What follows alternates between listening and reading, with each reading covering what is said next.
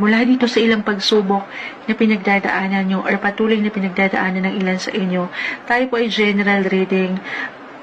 Money-wise, especially kung nakaramdaman nyo na ito, okay? Na parang hindi ganun kaganda yung flow nitong mga nakalipas na buwan. This time, I will be honest, 10 of Pentacles kasi is in reverse.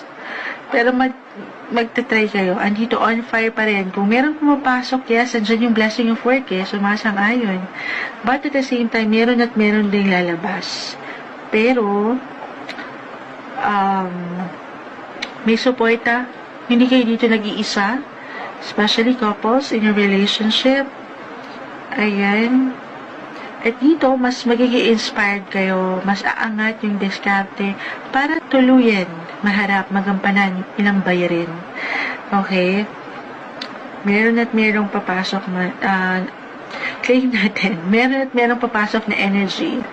Although palabas ang ilan, baka maaari kasi pong expected na to ng ilan, kumbaga very normal, meron at meron na kayong pinaghahandaan na payments, bills, ganyan. Lalo umangat dito yung sense of responsibility sa family or sa ilang connection nyo.